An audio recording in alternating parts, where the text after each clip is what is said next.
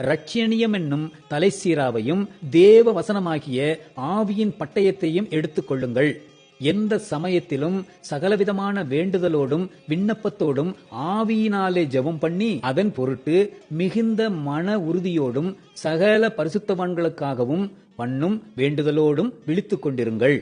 சுவிசேஷத்திற்காக சங்கிலியால் கட்டப்பட்டிருக்கிற ஸ்தானாதிபதியாகிய நான் அதை பற்றி பேச வேண்டியபடி தைரியமாய் பேசத்தக்கதாக நான் தைரியமாய் என் வாயை திறந்து சுவிசேஷத்தின் ரகசியத்தை அறிவிக்கிறதற்கு வாக்கு எனக்கு கொடுக்கப்படும்படி எனக்காகவும் விண்ணப்பம் பண்ணுங்கள்.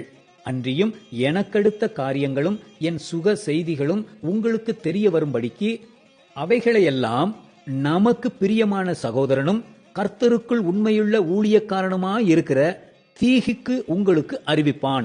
நீங்கள் எங்கள் செய்திகளை அறியவும் அவன் உங்கள் இருதயங்களுக்கு ஆறுதல் செய்யவும் அவனை உங்களிடத்தில் அனுப்பினேன்.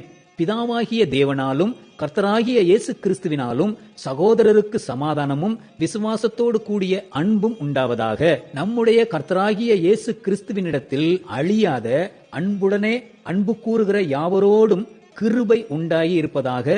ஆமென்.